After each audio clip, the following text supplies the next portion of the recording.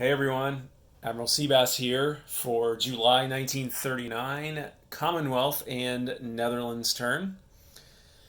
For the buys here, Great Britain has $15. They're going to get a battleship started and buy a fighter. FEC has 7. They're going to finish their light cruiser and then buy an infantry. Anzac's going to buy an artillery. Canada. So everybody, I goofed big time with Canada. I was looking back at the Canada at War rule book, and it turns out that Canada can't buy corvettes until they're at war with a major power. Now, that rule is only listed in the text of the Canada at War rulebook. It's not in the listing or the table of special units that Canada can buy. So I am going to take all the Canadian corvettes off the board that I bought, and I gave Canada $16 back to spend in any way that it saw fit. So it's going to buy a sub for $6, a destroyer for $7, and it's going to lend-lease an infantry to China for $3. And that corvette marker means that we're spending this $16 in that way. It's also going to do the tech roll for the Commonwealth, and it's going to save $5, and now it's got all it needs for that aerodrome of democracy. So unfortunately, Canada's master plan here and having all these corvettes on station has gone up in smoke because I didn't read the rules closely enough. So all these come off. Although I'm going to leave the destroyers in these territories on escort duty, actually, now that I think about it. So I'll put these destroyers back on escort duty so that we can't get totally taken out by the Germans, which we know they're coming in this next turn. So Great Britain's probably not going to have a ton of money next turn to spend. So those are the purchases. Now, the good news also is that Great Britain and the rest of the Commonwealth can start rolling to increase their income at the end of this turn. Okay, so let's look at some non-combat moves here. I'm not going to have a ton.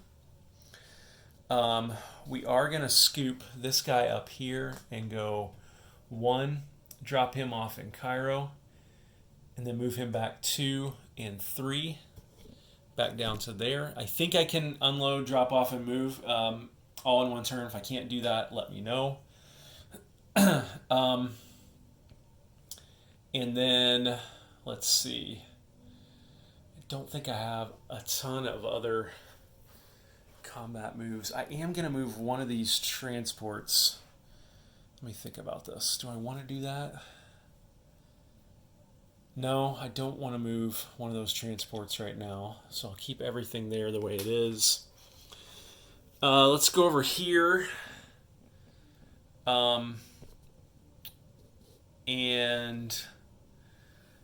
I think we'll pull this coastal sub. He's at a naval base 1, 2 back to here. And then don't think we want to do anything else there. Down here, I know we're going to make at least one move. We're going to scoop up this motorized and this infantry on this transport, and he's just going to deliver it, both of these, into New Guinea here, like that. Cruiser will go up here, and then this Anzac sub here is going to go 1, 2, 3, 4. He's thinking he wants to hunt up here on this Japanese line when the war gets started. So I think that's it for my moves. Actually, you know what? I think I will move one of these transports, 1, 2, 3 over here, so that they can start taking some of these Canadian units across when the time comes. I think I'm good there. I think we're good here. Okay, that's it for non-combat moves. Oh, I didn't do the tech roll. Let's do the tech roll. I seem to always forget that, don't I? So we're trying to get advanced ASW, and we need a 7 or higher, and boy, would it be ideal to get it on this turn. So let's remove all this, and then let's say 7 or higher for advanced ASW for the Commonwealth. Hey, they got it. All right, so let's read and see what that does. Now that we have advanced ASW, let me put that, why is that all, there we go. Put that kind of like this. Let me grab my rule book. Let's see if I can put the rule book on here. Let me find it and I'll be back. Okay, advanced ASW. This tech represents a host of improvements to naval vessels, aircraft, and merchantmen to both detect and destroy submarines. Escorting ships gain a +1 to their opposed convoy rating roll. In addition, convoys, as abstractly represented by convoy lines, automatically defend against each rating sub, even without escorts on a 1 to 2. All transports defend at 1, causing any hit to an attacking submarine. So, sweetness, right? What does that mean? So what that means is that this destroyer on escort duty would normally get a +1. Now he will get a +2. And then any attack against any convoy line, let me see that. Yeah, they automatically defend against each rating sub. So if this German sub right here on the next turn moves into, let's say, here and raids here, that line by itself is going to automatically defend at a 1 or 2, and if it rolls a 1 or 2, he's dead. So that is absolutely huge in this game where, number one, I'm using these optional rules where you only get a shoot back if you're on escort duty, if you're in the same sea zone. ASW now gives me some limited defensive capability no matter where they attack. Okay? And then two, where we have corvettes coming into play soon, we can get those into unique positions now as well. So really cool that they got that. Okay, so I think the optional rules I'm using, by the way, make ASW, advanced ASW, a technology that is almost must-have for the Commonwealth at this point. All right, we're going to pick this battleship up and put it right there. We're going to pick this fighter up, and we're going to build him at the major factory right here in London, like that. Or do we want to build it in Liverpool where it can defend our fleet? I think we wanted to build it in Liverpool where it can defend our fleet. That makes more sense. Okay, so for FEC, we're going to pick this infantry up, and we're going to put him at our medium factory right there. And then we're going to just move this over here, because we're going to come over here, move this guy over here, which means we get to place him. And then we will place him. I don't know how I feel about this. If you look at this, the major factory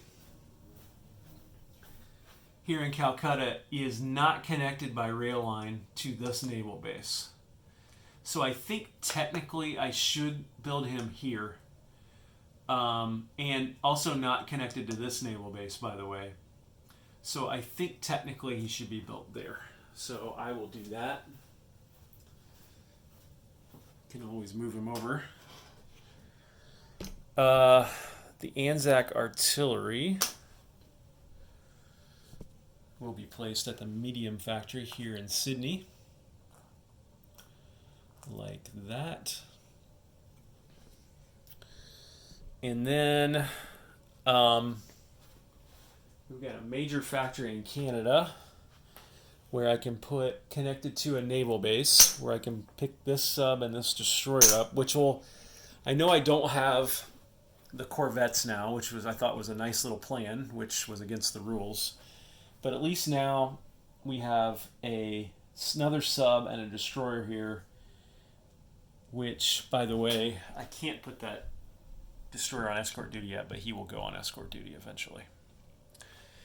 And then they saved $5, move that off. And China gets an infantry, which they can take in Yunnan right there. Okay, so now we need to collect income, but first we have to roll the income increases. So first we'll do the Great Britain, which I believe is a D12. Correct, they are a D12. So they get 6 added. Their wartime income level, by the way, is 24. So they'll go from 14 to 20. And now FEC will get, hang on just a minute, rearmament. They get D6. They're currently at, what are they currently at? They're currently at 6. So we'll add a D6 to that, which is 5. So they will go from 6. Oh boy. 6 to 11, like that. And I think that was right there. Correct me if I'm wrong. And then, yeah, that's Russian territory income. So that should be 1, 2, 3, 4. 1, 2, 3, 4, 5. I thought they were at 5. Let me check that. Nope, they were at 6. Okay. So now Anzac, I believe, will also get a D6 income increase. Actually, do they? Let me double check that. You know what? I don't think Anzac gets the bonus. I think they go to war when Great Britain does and the Commonwealth does. So they don't get to roll the bonus increase income, nor does Canada. So now let's go ahead and collect this income. So Great Britain will get, well, first of all, let's make sure we give the Dutch their extra buck so they can buy another colonial infantry next turn. Great Britain will get $20. FEC will get 11. And Anzac will get another 4. And Canada, I believe, will get another 3. All right. So there's no change in victory conditions. So that's it for the Commonwealth turn. Hope you enjoyed that. Sorry for the goof up on the escorts, but I was just looking through the Canada rules again and just noticed that. So I thought, hey, might as well fix it. I don't want to. I know I'm going to make mistakes in this game, but I don't want to do something that's going to completely unbalance the game. So that is where things stand at the end of July 1939 for the Commonwealth. This is Admiral Seabass signing off.